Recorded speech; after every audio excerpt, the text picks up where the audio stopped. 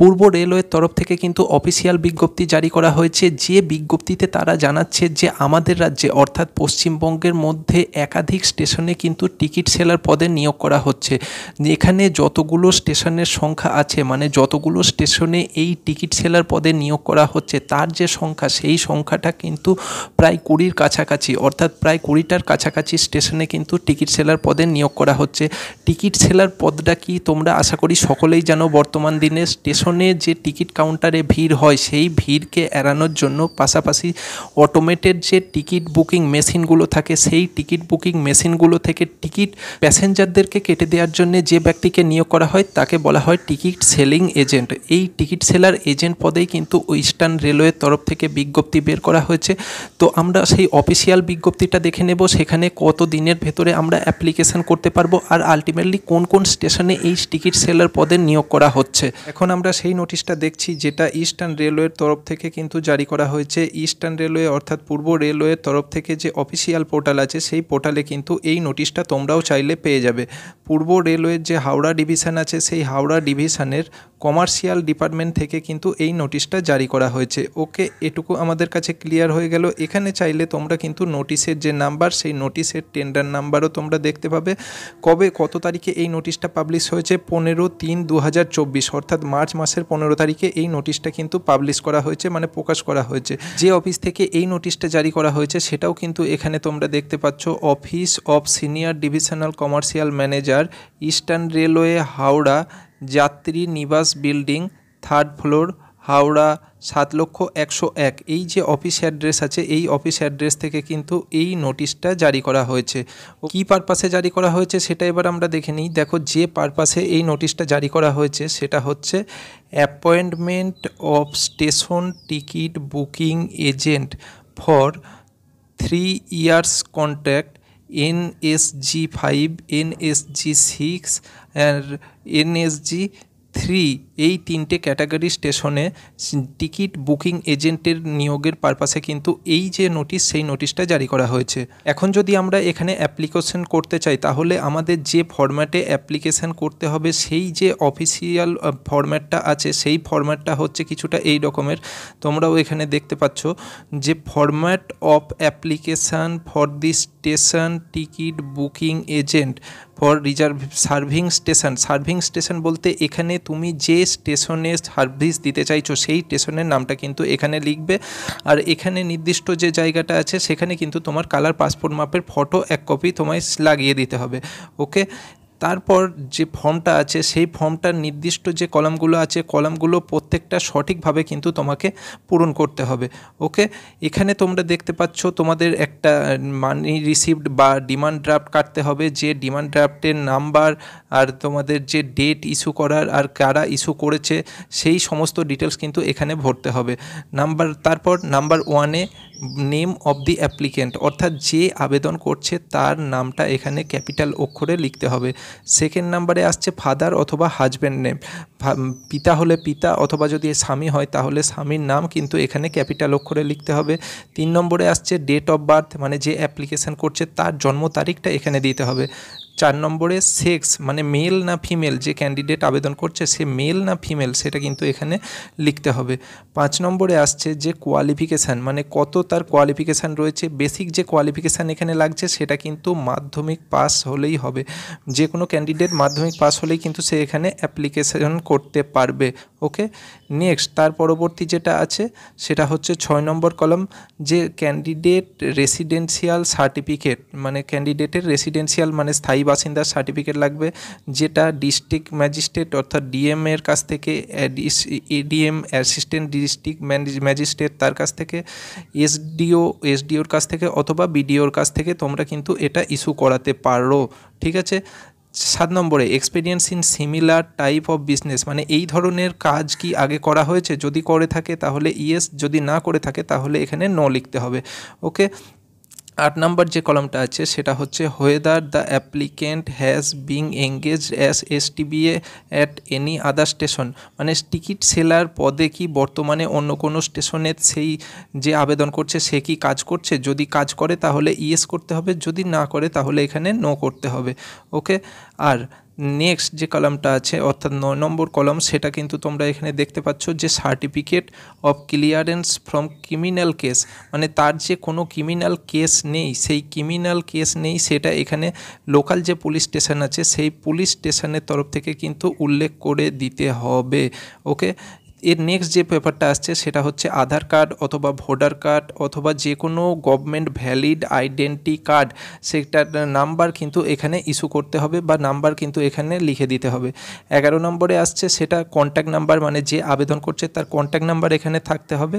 R number of enclosure, অর্থাৎ এই যে ফর্ম তুমি ফিল আপ করে দিচ্ছ তার সাথে কতগুলো এনক্লোজার দিচ্ছ, মানে কতগুলো তুমি সাপোর্টিং ডকুমেন্টস জমা করছো, তার নাম্বারটা সংখ্যাটা এখানে লিখে দিতে হবে। যদি তুমি 7টা দাও তাহলে 7, যদি তুমি 8টা দাও তাহলে 8, যতগুলো তুমি সাপোর্টিং ডকুমেন্ট জমা করছো সেটা কিন্তু এখানে উল্লেখ করে দিতে হবে।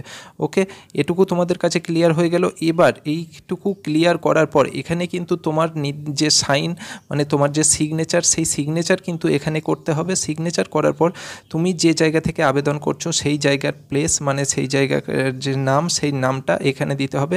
সাথে যে ডেট, যেই দিন তুমি এই ফর্মটা জমা দিচ্ছ সেই ডেটটা কিন্তু এখানে মেনশন করে অবশ্যই দিতে হবে। তো এটা আমরা দেখে নিলাম যে অ্যাপ্লিকেশান ফর্মটা আমরা কিভাবে ফিল আপ করবো। এবারে আমরা দেখে নেব যে কোন কোন স্টেশনে এই টিকিট সেলার পদে নিয়োগ করা হচ্ছে, সেই স্টেশনগুলোর নাম কি, সেইগুলো এবার কিন্তু আমরা দেখে নেব। তো প্রথমেই দেখে নেব যে স্টেশনটা কোন ক্যাটাগরির মধ্যে পড়ছে। দেখো প্রথমে যেটা আছে স্টেশনের নাম, তারপরে সেই স্টেশনটা কোন ক্যাটাগরির মধ্যে পড়ছে। সেখানে যদি আমরা অ্যাপ্লিকেশান করতে চাই তাহলে আমাদের টেন্ডার ফর্মের জন্য কত টাকা লাগবে, আর্নেস্ট মানি হিসাবে কত টাকা জমা করতে হবে, আর কাজ শুরু করার আগে সিকিউরিটি মানি হিসাবে কত টাকা জমা করে আমাদের কাজ শুরু করতে হবে, আর বছরের জন্য মানে কতটা সময়ের জন্য এখানে এই নিয়োগটা করা হচ্ছে বা এই টেন্ডারটা নেওয়া হচ্ছে।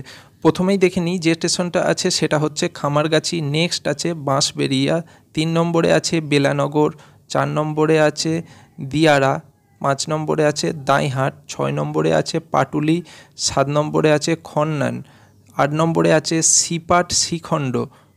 নেক্সট অর্থাৎ 9 নম্বর যে স্টেশনটা আছে সেটা হচ্ছে 9 নম্বরে সমুদ্রগড়, 10 নম্বরে আছে বাহিরখান্ড, 11 নম্বরে আছে পাল্লা রোড, 12 নম্বরে আছে ধাত্রীগ্রাম, 13 নম্বরে আছে পূর্বস্থলী, 14 নম্বরে আছে নিগন, 15 নম্বরে আছে বনকাপাসি, 16 নম্বরে আছে বলগোনা। নেক্সট অর্থাৎ পরবর্তী যে স্টেশনটা আছে সেটা হচ্ছে 17 নম্বর স্টেশন, সেটা বাজারসৌ। 18 নম্বর যে স্টেশনটা আছে সেটা হচ্ছে বনপাস, আর 19 নম্বর যে স্টেশনটা আছে সেটা হচ্ছে ঝাপটের ডাল। এই কতগুলো স্টেশনে কিন্তু এখানে টিকিট সেলার পদে নিয়োগ করা হচ্ছে। আর ঠিক তুমি যে স্টেশনের জন্য আবেদন করছো সেই স্টেশনটা যে ক্যাটাগরিতে আসছে সেই হিসাবে কিন্তু তোমাকে সিকিউরিটি মানি ডিপোজিট করতে হবে।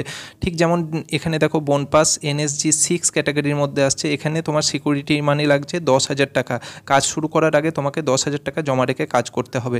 ঠিক একই রকম বাজারসৌ যে স্টেশনটা আছে সেটা NSG 5 মধ্যে আসছে, এখানে তুমি দেখতে পাচ্ছ সিকিউরিটি মানি যেটা লাগবে সেটা 25,000 টাকা লাগবে।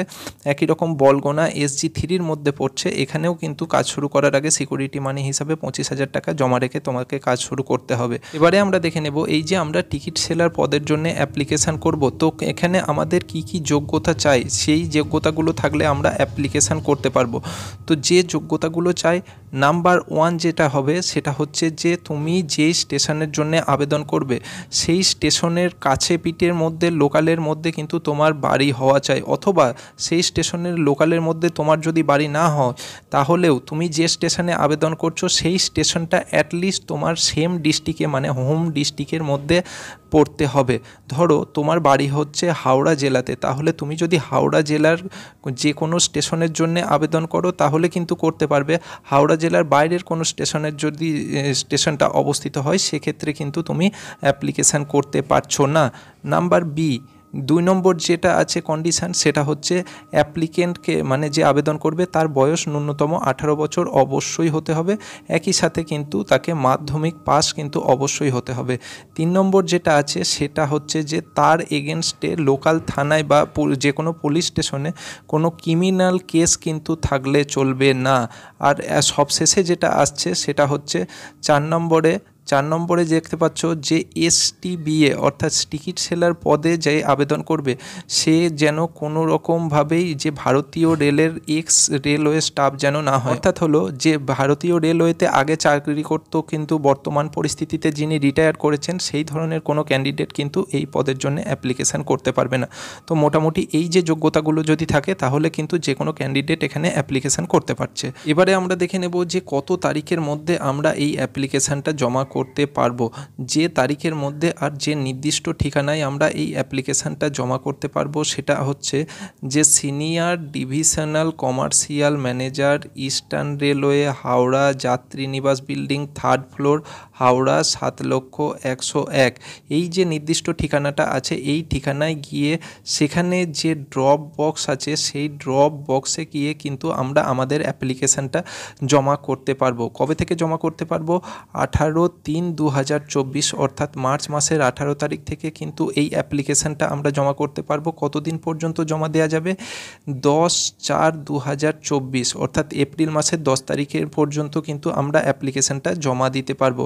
অবশ্যই যে কোনো কাজের দিন কিন্তু অ্যাপ্লিকেশান জমা দেওয়া যাবে। ছুটি বা হলিডে থাকলে সানডে থাকলে সেক্ষেত্রে আমরা কিন্তু অফিস বন্ধ পাবো, অ্যাপ্লিকেশান জমা করতে পারবো না। যে কোনো কাজের দিন সকাল 11টা থেকে বিকেল 5টার মধ্যে কিন্তু আমরা এই অ্যাপ্লিকেশানটা জমা দিতে পারবো। দেখো 10 তারিখে বিকেল 5টা পর্যন্তই কিন্তু এই অ্যাপ্লিকেশানটা নেওয়া হবে। তারপর যদি কোনো অ্যাপ্লিকেশান দেওয়া হয় তাহলে সেক্ষেত্রে কিন্তু অ্যাপ্লিকেশান রিজেক্ট করে দেওয়া হবে। তো এটা আমরা দেখে নিলাম। এখন আমরা দেখে নিব যে এখানে যদি আমরা সিলেক্টেড হই টিকিট সেলার পদে তাহলে আমরা কি ধরনের আর্নিং এখানে করতে পারবো।